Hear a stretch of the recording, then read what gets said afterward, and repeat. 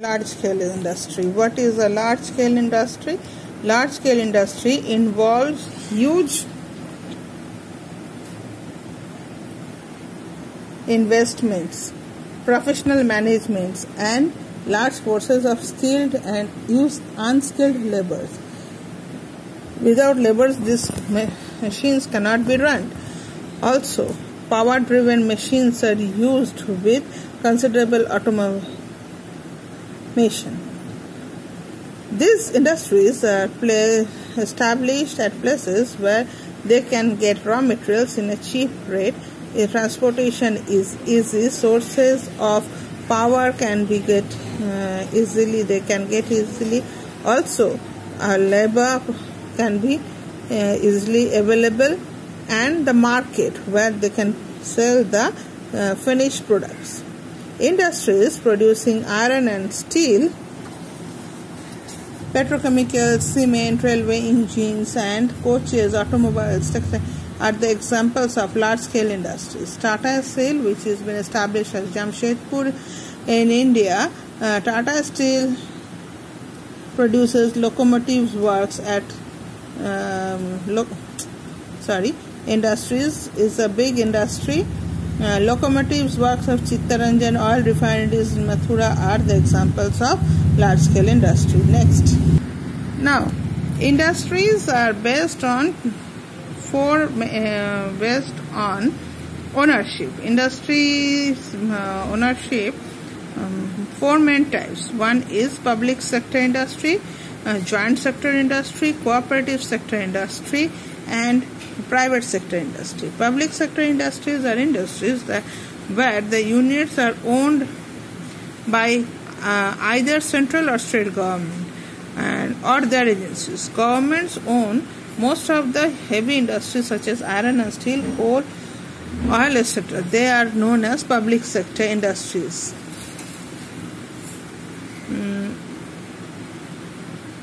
The people of the country can invest in them through shares or bonds. Example is Bharat Heavy Electronics, Indian Oil Corporation.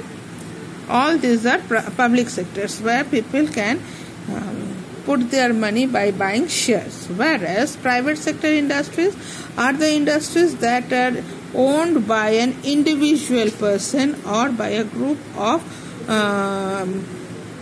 people who arrange the funds, technical expertise, and other resources to set up industry. Example is Reliance, Godrej, Tata. All these are private industries because it has been set up by a single people by their own benefits, and then people come and join with them, share with them, invest their money, and they form a farm and they form a sector.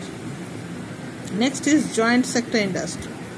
Industries that are based on both government and private entrepreneurs or private companies belong to the joint sector. Example is Maruti Udyog. It is a company which has been half the portion is owned by government and half by private entrepreneurs.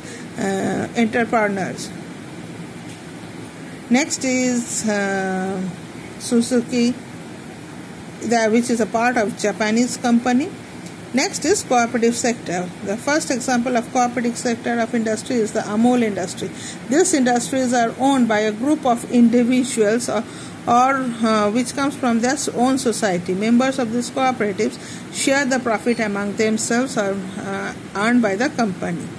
The dairy sectors, sugar mills, and the handloom sectors generally operate in this manner.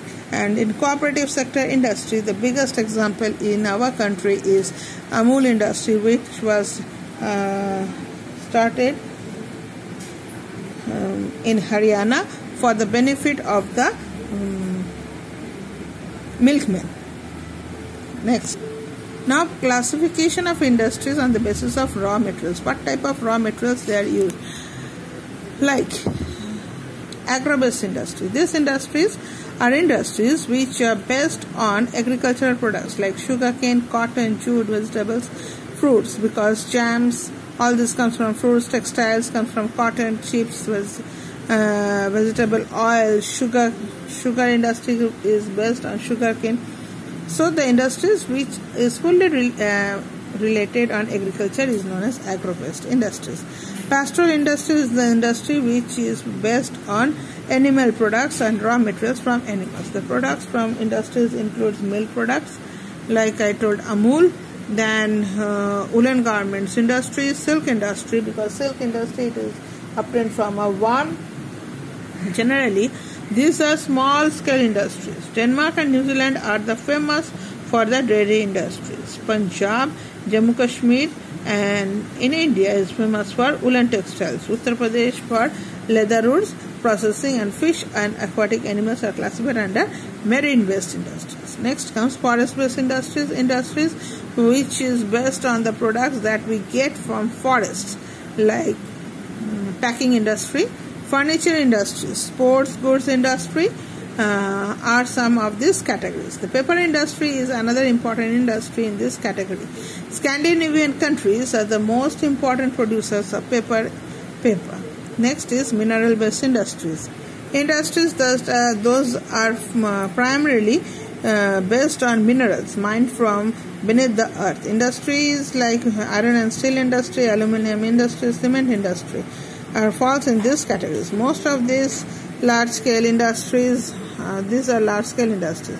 Pittsburgh in USA and Jamshedpur in India is well-known centers of production of iron and steel in the world. Factors that decide the establishment of industries. Factors like availability of capital. If an industry is settled at any place, the first and foremost thing is to see the land, if it is plain or not. Secondly, the raw material. Thirdly, the power. Fourthly, the transport. But among all this is the capital, means the money. Both the government and the private sectors have to use a large amount of money to set up any industry. Sometimes loans at low interest are provided to set up industries and encourage development in region. Banks always grant loans to profitable enterprises, as they also earn profits by giving loans. Because if we are taking loans, then we have to give it back to bank with interest. So banks also provide us in the loans. Next is raw material.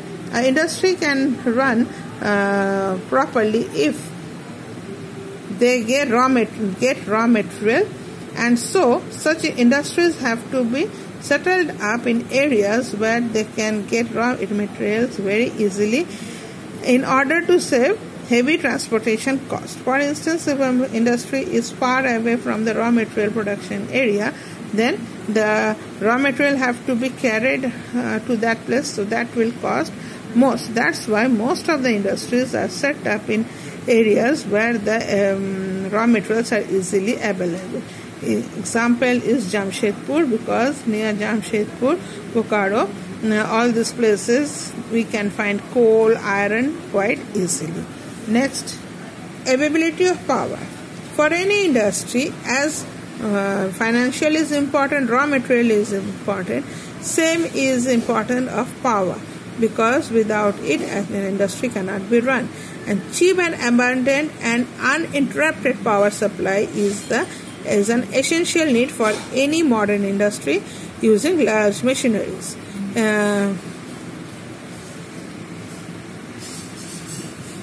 After India's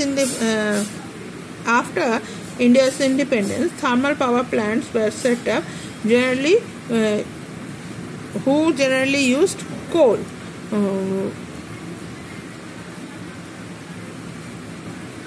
Were the main sources of power of most of the industries.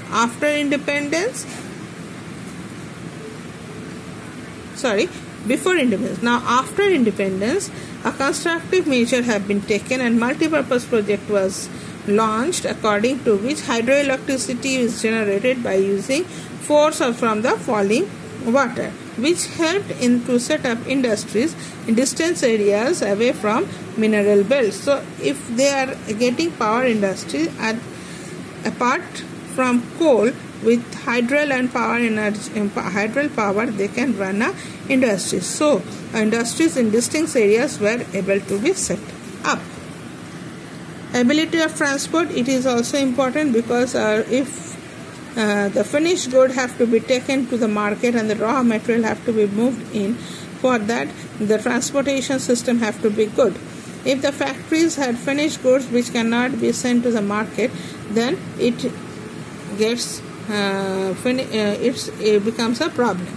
That's why we can see that before independence, most of the industries like jute industries were set up near the Gangetic areas. Both sides of the Ganga, we can see industries have been settled up. The reason is they can get water easily, they can bring the raw materials easily, they can sell out the raw materials, set out the raw materials to faraway places easily.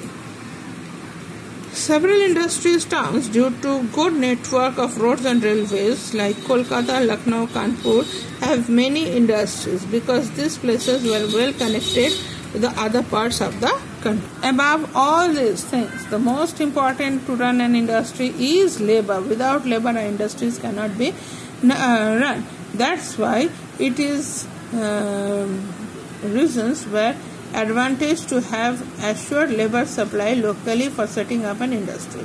Densely populated regions like the Ganga Plain and the Hooghly Basin provide large quantities of unskilled laborers for the numerous industries.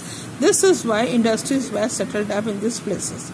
Skilled laborers and qualified and trained people are generally hired from outside to learn, often for large cities to run these industries, which industries of certain types are set up in specific regions where their goods can be easily sold. Like woolen industries are settled up in cold climate areas, while industries making cotton goods are settled in warm and dry climates. Ahmedabad is known for its cotton textile industry, while towns in the foothills of Himalayas are known for the woolen industries. So this is the major things of industries. Apart from this, what are the major industries of a country? The major industries of a country are iron and steel industry. Without iron and steel, industry cannot be run.